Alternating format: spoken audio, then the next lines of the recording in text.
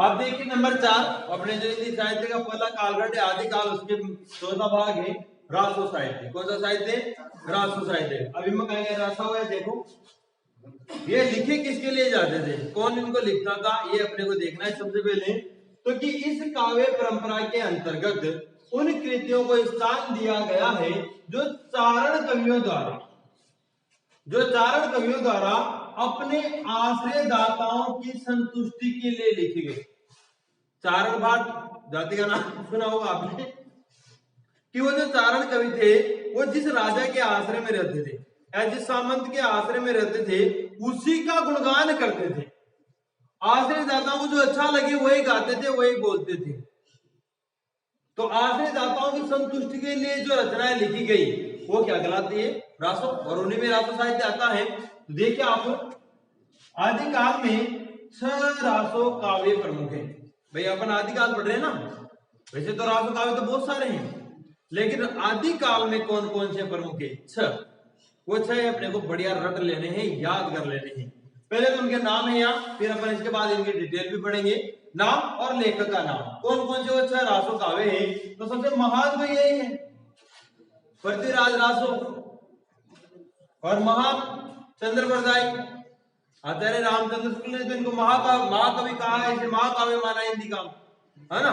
तो पृथ्वीराज रासो के लेखक कौन है? चंद्रवरदाई, सभी जानते हैं इसको। तो विजयपाल रासो के नल सिंह भाट, विषदेव रासो के नरपति नाल, कुमार रासो के दलपत विजय, परमार रासो जगनिक ने लिखा, हमीर रासो सारंगधर। पढ़ा दिया, खत्म। अब याद करना है, मेन चीज वही है। देखिए पृथ्वीराज रासो, इसमें तो कोई दिक्कत नहीं होगी मेरे हिसाब से, फिर भी आपका हो तो सारी पृथ्वी पर राज करता है रात में चंद्रमा, ऐसे ही पूरी पृथ्वी दिखाई दे रहा है चंद्रमा, तो पृथ्वीराज चंद्रमा, ठीक है। चंद्रवरदाई, ठीक। आगे देखो विजयपाल रासो, तो विजय नल सिंह भाट की हुई, क्या जिसने नल बनाया उसी की विजय हुई, ऐसे भी याद कर सकते हो आप, या नल का बटा की देर तोड़ गया, ऐसे भी याद कर सकते हो, कैसे भी याद कर सकते हो आप। तो विजय पाल रासो नल सिंह, तो नल की विजय के लिए, है ना, ऐसे याद कर लेना। आगे देखो बीसल देव रासो नरपति नाल, तो इसको तो ऐसे याद करो, 20 नर सारा गाइज अजमेर से एक का 20 नर, यानी कि 20 पति थे, तो 20 नरपति, है ना। कुमार रासो, तो इसका बनाएंगे अपन खुद खुद खुद पढ़ेंगे जब तो पास होंगे। तो खुद से कुमार रासो, 10 से दलपत विजय।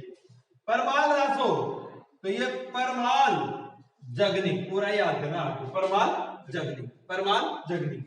हमीर रासो सारंगधर, हमीर सारंग, ऐसे कर लेना इसको आप कि हमीर सारंग। तो आप दोबारा देखो, पृथ्वीराज रासो चंद्रवरदाई, विजयपाल रासो नल सिंह भाट, विसल देव नरपति, कुमार परमाल रासो, हमीर रासो सारंगधर। अब इनको एक एक आगे और पढ़ते हैं। देखो पृथ्वीराज रासो, यानी कि जो रासो साहित्य पढ़ रहे हैं आप, उसकी पहली कृति है इंपोर्टेंट, पृथ्वीराज रासो, और इसके लेखक हैं चंद्रवरदाई, ठीक है। देखिए इसकी क्या क्या विशेषताएं, क्या क्या इसके बारे में कहा जाता है, किसने क्या लिखा था। तो यह हिंदी का सर्वाधिक विवादास्पद ग्रंथ है। पहला तो क्वेश्चन यही बन जाता है कि हिंदी का सबसे ज्यादा विवादास्पद ग्रंथ कौन सा है? पृथ्वीराज रासो। कौन सा है? पृथ्वीराज रासो, यानी कि पृथ्वी विवादास्पद है सबसे ज्यादा, ध्यान रखना। मतलब चंद्रवरदाई, चंद पृथ्वीराज चौहान का बाल सखा, सामंत और सेनापति। जो पृथ्वीराज रासो का लेखक था चंद्रवरदाई, वो पृथ्वीराज का बाल सखा, यानी कि बचपन से उनका फ्रेंड, उनका सामंत भी था, और उनकी सेना में सेनापति भी था। 3 रिश्ते थे उनके, बाल सखा, सामंत और सेनापति। किसका? पृथ्वीराज चौहान का। कहा जाता है कि दोनों का जन्म व निधन एक ही दिन हुआ, दोनों का जन्म भी एक ही दिन हुआ है और उन दोनों का निधन भी एक ही दिन माना जाता है, ये कहा जाता है। पृथ्वीराज रासो को चंद के पुत्र जलहन ने पूरा किया था। पुस्तक जलहन को देकर नृपकाज यानी कि राजा का कार्य करने के लिए वो वहां पर चले जाते हैं जहां उनको फारस ईरान वहां ले जाता ना पकड़ के। कौन ले जाता है? गजनी ले जाता है, वो मोहम्मद गोरिया वही तो ले जाता है। तरान का युद्ध याद नहीं है 1191 में, तो पकड़ के वहां ले जाता है। तो उसके बाद ये क्या है, ये भी अब राजा को बचाने के लिए उनके साथ वहां पर चले जाते हैं और अपने बेटे जलहन को ये पुस्तक देकर चले जाते हैं। तो बाद में इस पुस्तक को पूरा किसने किया था? चंद्रवरदाई के पुत्र जलहन ने पूरा किया था। आगे देखो आप कि कवि चंद को आचार्य शुक्ल ने, ये बहुत इंपॉर्टेंट है कि आचार्य शुक्ल ने हिंदी का क्या कहा? हिंदी का प्रथम महाकवि। कवि चंद्रवरदाई को हिंदी का प्रथम महाकवि किसने कहा है? आचार्य रामचंद्र शुक्ल ने। और इनकी जो कृति है पृथ्वीराज रासो, इसको इन्होंने हिंदी का प्रथम महाकाव्य माना है। हिंदी का प्रथम महाकवि भी कहा इन्होंने और हिंदी का प्रथम महाकाव्य भी इनकी कृति को किसने माना? आचार्य रामचंद्र शुक्ल ने। तो अपन क्वेश्चन बन सकता है कि कवि चंद्रवरदाई को हिंदी का प्रथम महाकवि तथा पृथ्वीराज रासो को हिंदी का प्रथम महाकाव्य किसने कहा है? आचार्य रामचंद्र शुक्ल ने। इसकी प्रामाणिकता को लेकर अत्यधिक विवाद है, विवादास्पद तो है से ग्रंथ। सन 1875 में डॉक्टर बुलर को, ये आपको नाम याद रखना है कि डॉक्टर बुलर को कश्मीर यात्रा के समय जयानक द्वारा रचित पृथ्वीराज विजय नामक ग्रंथ की एक खंडित प्रति मिली। 1875 में जो डॉक्टर बुलर है वो कश्मीर यात्रा में गए थे और उस समय उनको क्या मिली? जयानक द्वारा रचित पृथ्वीराज विजय, यानी पृथ्वीराज का ग्रंथ है। पृथ्वीराज की जो विजय संबंधित है जयानक ने लिखा था, उसकी एक खंडित प्रति इनको मिल जाती है। और उस खंडित प्रति के बाद में उन्होंने जब उसमें पढ़ा, उसमें जो चीजें थी वो इसमें बिल्कुल झूठ थी, गलत थी, जो भी हुआ मैच नहीं की और इसी के आधार पर मिली और इसी के आधार पर उन्होंने क्या किया? पृथ्वीराज रासो को अप्रमाणित करती घोषित कर। भाई ये प्रमाणित नहीं है, अप्रमाणिक माना।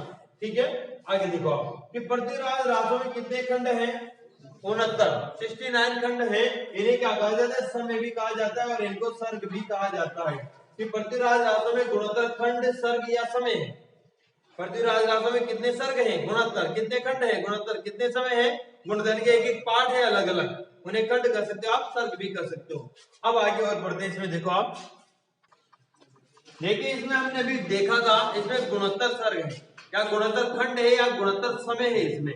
तो उसी के बारे में आगे चर्चा करते हुए देखा पृथ्वीराज रासो के कि परमार रासो का कथानक, जो परमार रासो किसने लिखा था? जगनीक ने लिखा था। कि उसका जो कथानक है वो पृथ्वीराज रासो के महोबा समय पर आधारित है। ये भी क्वेश्चन आ सकता है कि जगनीक के द्वारा रचित परमार रासो का जो परमार रासो का जो कथानक है वो किस, यानी कि पृथ्वीराज रासो के किस खंड पर या किस समय पर आधारित है? महोबा समय। गुणोत्तर है ना इसमें, तो एक का नाम है महोबा समय। ठीक है, महोबा विजय की थी उन्होंने, तो महोबा समय पर आधारित है। ये तो एक हो गया आपने पहले लाइन। आगे देखो आप कि कवि चंद्रवरदाई, चंद यानी चंद्रवरदाई को छंदों का राजा और छप्पे का सम्राट कहा जाता है। कवि चंद को छंदों का राजा या छप्पे का सम्राट कहा जाता है। छप्पे एक छंद है ना, तो छंदों का राजा कहा जाता है इन्हें, या छप्पे का सम्राट कहा जाता है। आप कैसे याद करें? अपन इन्हीं के नाम से याद कर लो। छ के बाद क्या आता है वर्णमाला में? च छ ज ज, है ना, पढ़ा था ना आपने। तो चंद को छंदों का राजा कहा जाता है या छप्पे का सम्राट कहा जाता है। आगे देखो आप, इन्होंने 68 अथवा 72 प्रकार के छंदों का प्रयोग किया। देखिए कितने प्रकार के छंदों का प्रयोग किया इन्होंने पृथ्वीराज रासो में? 68 अथवा 72 प्रकार के छंदों का। पृथ्वीराज रासो ग्रंथ की प्रामाणिकता को लेकर विद्वानों में कितने भाग, विद्वान कितने भागों में बटे हुए हैं? कुछ विद्वान तो हैं जो इसको प्रामाणिक मानते हैं, कुछ विद्वान है जो इसको अप्रामाणिक मानते हैं, कुछ विद्वान है जो आधो आधो नटिका यानी कि इसको अर्ध प्रमाणित मानते हैं। अब ये हमें याद होना चाहिए कौन से विद्वान किसको क्या मानते हैं। तो देखो प्रामाणिक मानने वाले कौन है? मोहनलाल विष्णुलाल पांड्या, बाबू श्याम सुंदर दास, मिश्र बंधु और कर्नल टोड, ये 4 विद्वान है जो पृथ्वीराज रासो को कैसे मानते? प्रामाणिक करके मानते। वे प्रामाणिक है, बिल्कुल सही है। ठीक, अप्रामाणिक मानने वाले जो इसको गलत ठहराते कि प्रामाणिक नहीं है। डॉक्टर बुलर, आचार्य रामचंद्र शुक्ल, गौरी शंकर हीराचंद ओझा और कवि राजा श्यामल दास इसे अप्रामाणिक कृति मानते हैं। बुलर का तुम्हें पता ही है कि कश्मीर यात्रा के दौरान उनको एक खंडित प्रति मिल गई थी विजयपाल की, और उसी के आधार पर इन्होंने पृथ्वीराज रासो को अप्रामाणिक घोषित कर दिया। ठीक है, आगे देखो, अर्ध प्रमाणिक कृति कौन कौन मानते हैं? डॉक्टर दशरथ शर्मा, आचार्य हजारी प्रसाद द्विवेदी और नरोत्तम दास इसे अर्ध प्रमाणिक कृति मानते हैं। आदि प्रमाणिक है और आदि अप्रमाणिक है, ऐसा करते हैं। तो ये सारे के सारे हमें याद होने चाहिए। तो इनको याद करने के लिए बिल्कुल अपने को एक एक तरीका याद रखना है कि मोहन बाबू मिश्रा जी और कर्नल, मोहन बाबू मिश्र कर्नल, मोहन बाबू मिश्र कर्नल, ये क्या मानते हैं? प्रमाणिक कृति मानते। पूरा नाम बाद में याद करना, पहले हमें याद होना चाहिए मोहन बाबू मिश्र कर्नल प्रमाणिक, मोहन बाबू मिश्र कर्नल प्रमाणिक, एक साथ ही जोड़ दो इनको, मोहन बाबू मिश्र कर्नल प्रमाणिक, मोहन बाबू मिश्र कर्नल प्रमाणिक। तो मोहन से मोहनलाल विष्णुलाल पांड्या, बाबू से बाबू श्याम सुंदर लाल, मिश्र से मिश्र बंधु और कर्नल से कर्नल जेमचोर। तो मोहन बाबू मिश्र कर्नल इसे क्या मानते हैं? प्रामाणिक। मोहन बाबू मिश्र कर्नल, मोहन बाबू मिश्र कर्नल। आगे देखो, अप्रमाणित कौन कौन मानते हैं? बूलर शुक्ल गोरी कवि, बूलर शुक्ल गोरी कवि, बूलर शुक्ल गोरी कवि, बूलर शुक्ल गोरी कवि, ये इसे क्या मानते हैं? अप्रमाणिक मानते हैं। बूलर से भी याद रहेगा कि अप्रमाणिक वाले हैं, क्योंकि इन्होंने अप्रमाणिक घोषित कर दिया था। तो बूलर शुक्ल गोरी कवि, बूलर शुक्ल, बूलर शुक्ल गोरी कवि, बूलर शुक्ल गोरी कवि, बोलो बूलर शुक्ल गोरी कवि। अर्ध प्रमाणित कौन कौन मानते? 10,000 नर, 10,000 नर, या आदि प्रमाणित माना जाता है। 10,000 नर, 10 से दशरथ शर्मा, 1000 से हजारी प्रसाद द्विवेदी, नर से नरोत्तम दास, 10,000 नर अर्ध प्रमाणिक। और यहाँ देखो मोहन बाबू मिश्र कर्नल, ये प्रमाणिक मानेंगे। अप्रमाणिक बूलर शुक्ल गोरी कवि, ऐसे याद करने आपको, बूलर शुक्ल गोरी कवि, बूलर शुक्ल गोरी कवि अर्ध प्रमाणिक, सॉरी अप्रमाणिक, और 10,000 नर अर्ध प्रमाणिक। ठीक है, ये अपने प्रतिरासों का मैटर कंप्लीट हुआ। आगे देखिए, जो अपने रासो साहित्य चल रहे हैं उसमें अगला है कुमार रासो, और इसके लेखक है दलपत विजय। तो खुद नहीं लिखा, तो कुमार रासो दलपत विजय ने लिखा या दौलत विजय ने लिखा। ठीक है, ये इसमें क्या है कि चित्तौड़ के राजा कुमार के युद्धों का वर्णन है, चित्तौड़ के राजा कुमार के युद्धों का वर्णन, तो कुमार रासो के नाम पर लिखा गया। और ये प्रामाणिक व हस्तलिखित करती, जो इसकी प्रामाणिक और हस्तलिखित, हाथ से लिखी जो करती है, वो किस संग्रहालय में है? गुना संग्रहालय में रखी हुई। कुमार रासो की प्रमाणिक व हस्तलिखित करती कहाँ रखी हुई है? वर्तमान में गुना संग्रहालय में रखी हुई है। अगला आता है अपने हम्मीर रासो, लेखक है सारंगधर, हम्मीर सारंग, हम्मीर सारंग, हम्मीर सारंग। ठीक है, यह अप्राप्य ग्रंथ है, मतलब ये प्राप्त नहीं हुआ। इसका जिक्र दूसरे ग्रंथों, दूसरे साहित्यकारों के द्वारा किया गया। उस समय के जो उसके समकालीन जो दूसरे साहित्यकार हैं उन्होंने इसका जिक्र किया, इसलिए पता चला, लेकिन ये ग्रंथ मिला नहीं। जो सारंग ने खुद हाथ से जो हम्मीर रासो लिखा था वो ग्रंथ प्राप्त नहीं है। इसमें क्या क्या है? लेकिन इसमें हम्मीर का शौर्य वर्णित, हम्मीर रासो पता चलता है नाम से कि जो हम्मीर शासक थे उनका शौर्य इसमें वर्णित है। इसके 8 पदों में प्राकृत पेंग, इसके जो 8 पद हैं वो किस भाषा में मिलते हैं? प्राकृत में, प्राकृत पेंगलम में मिलते हैं। आगे देखिए आप, विजय पाल रासो किसने लिखा? नल सिंह बार ने। तो विजय किसमें होगी? नल सिंह से, है ना, नल से होगी। तो विजय पाल आप देखो गोदर में नली पार दे दो, गोदर में सभी देवल ना विजय होगी जिन पे होगी। ये एक भी बड़ा नायक तंदड़ का आपका तो नाम नल पार दे विजय जाओ, ध्यान रखना कि काहे पार दी दुकान का मोह मत जाओ, आप पाड़ेगा तो ना पे ऑटो कर देगा, हटिया गदर को सनी देवल बन रहे तू, हटिया जा। हाँ, यह एक अप्राप्य ग्रंथ, ये भी प्राप्त नहीं हुआ, ये भी अप्राप्य ग्रंथ है। और यह अपभ्रंश भाषा में, किसमें है? अपभ्रंश, पहले प्राकृत अपन पढ़ा था अपन ने, तो ये तो प्राकृत में है और ये किसमें है? अपभ्रंश भाषा में है। करौली के निकट विजयगढ़ रियासत के राजा थे विजयपाल सिंह, उनका शौर्य वर्णित है, उनकी सूरता वीरता का वर्णन इसमें किया गया है। और इसमें अंग्रेजों का वर्णन है, हिंडोन का वर्णन है और तोपों का भी इसमें वर्णन किया गया है। ये भी कितना अच्छा है कि किस ग्रंथ में अंग्रेजों, हिंडोन और तोपों का वर्णन किया गया है? किसमें? विजय पाल रासो में। ठीक है, आगे देखो, अगला रासो साहित्य जो आदिकाल में प्राप्त हुआ परमाल रासो, और इसके लेखक हैं जगनिक, परमाल जगनिक, परमाल रासो के लेखक हैं जगनिक, जगनिक, जगनिक। इसकी क्या विशेषताएं हैं? यह वीर रस प्रदान गे काव्य, गे मतलब गाते हैं ना उसको, जो वीर रस यानी वीरता से भरा हुआ है ये, तो आपको ध्यान रखना है परमार रासो किस रस से प्रदान गे काव्य, वीर रस से। ठीक है, इसे आल्हा खंड के नाम से भी जाना जाता है। परमाल रासो वीरस प्रदान गे काव्य है और इसे आल्हा खंड के नाम से भी जाना जाता है। इसे वर्षा ऋतु में गाया जाता है। कब गाया जाता है इसे? चौमासा में, है ना, चौमासा में गाया जाता है। महोबा के सामंत आला और उदल का शौर्य वर्णित, उनकी वीरता सूरवीरता का वर्णन है इसमें, और आला उदल की सूरवीरता का सबसे मेन वर्णन है इसमें, इसलिए इसका नाम भी क्या है, देखो आला खंड, जो खंड है ना आला और उदल से संबंधित सूरता का सूरवीरता का, वो सबसे ज्यादा फेमस है, इसलिए इसका नाम भी आला और उदल का क्या आला खंड इसका नाम कर दिया गया। इसका रचयिता कौन है? देखिए आप, जगनिक, कि इसके रचयिता जो जगनिक हैं वो महोबा के राजा परमर्दी देव, जिनका उपनाम क्या था? परमाल, यानी कि महोबा के राजा थे परमर्दी देव, उनका दूसरा नाम क्या था? परमाल, तो उन्हीं के नाम पर लिखा है, देखो परमाल रासो। महोबा का राजा कौन? परमर्दी देव, जिसका दूसरा नाम क्या है? परमाल, और उसी के नाम पर लिखा, तो उनके आश्रय में तो रहेगा, कहां रहेगा कवि? तो परमर्दी देव, जिनका उपनाम परमाल था, का आश्रित कवि था। यानी कि आपसे डायरेक्ट पूछा जा सकता है कि परमाल रासों के रचयिता जगनिक किसके आश्रित कवि थे, और वो वहां पर परमाल नहीं देगा, परमर्दी देव भी दे सकता है। तो पर से परमाल और पर से अपने को परमर्दी देव याद है। ये देखो परम, तो यहाँ तक आ रहा है, तो परम भी यहाँ तक आ रहा है, पीछे थोड़ा सा चेंज है, वहां परमर्दी देव है, यहाँ परमाल है। ठीक है, आगे देखो 1865 ईस्वी में इसे फर्रुखाबाद के कलेक्टर कौन? चार्ल्स एलियट ने किस नाम से प्रकाशित करवाया? आला खंड शीर्षक से प्रकाशित करवाया। तो ये यहाँ भी इंपोर्टेंट क्वेश्चन बनता है कि परमाल रासो को आला खंड शीर्षक से किसने प्रकाशित करवाया था? चार्ल्स एलियट ने। किसने? चार्ल्स एलियट ने। आगे देखिए 1920 में इसे बाबू श्याम सुंदर दास ने परमाल रासो शीर्षक से प्रकाशित किया। तो दोनों चीजें अलग अलग है, दोनों नाम इसी के हैं, लेकिन परमाल रासो शीर्षक से तो इसको प्रकाशित करवा बाबू श्याम सुंदर दास।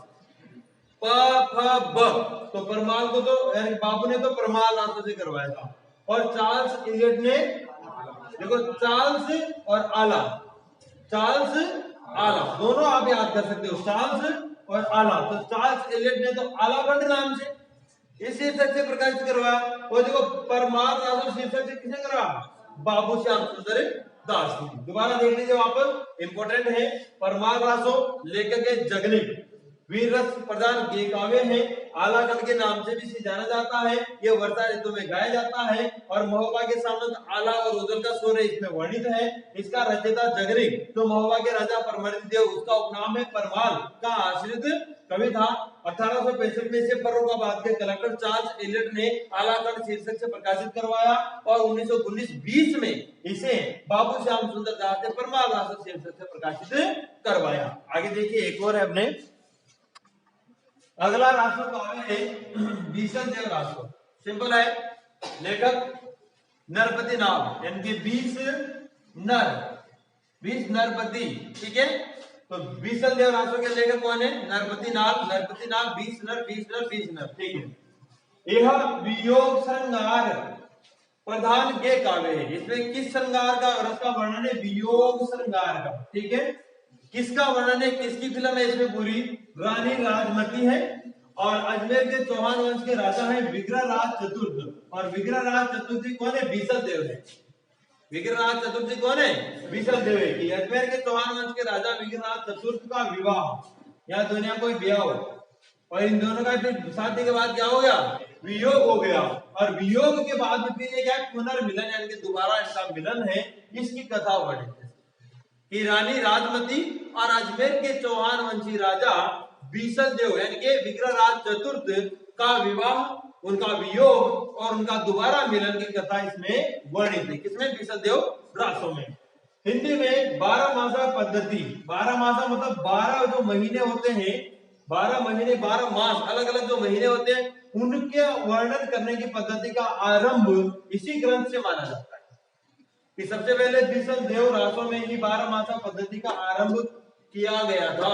करते ना भाई चौमास आ गयो, सियाड़ो, उंडाड़ो, हाँ, यानी कि अलग अलग महीनों में जो प्रकृति का जो अलग अलग होता है रंग, अलग अलग वेश, यानी कि 12 मास उसमें आते ना अपने, जैसे कि वो क्या आते, चैत्र वैशाख जेठ आषाढ़ सावन भादो वगैरह, उन 12 महीनों का अलग अलग वर्णन इसी कृति में आरंभ हुआ था। सबसे पहले इन्होंने किया गया था, इस पद्धति का आरंभ इसी में हुआ था। ठीक है, दोबारा देखो, बीसल देव रासो नरपति नाथ वियोग सरकार प्रधान के काव्य हैं। रानी राजमती व अजमेर के राजा यानी चौहान वंशी राजा विग्रह चतुर्थ के विवाह वियोग और पुनर्मिलन का इसमें वर्णन किया गया है। हिंदी में 12 मासा पद्धति का आरंभ इसी ग्रंथ से माना जाता है। ये अपने राष्ट्र साहित्य कंप्लीट हो गया।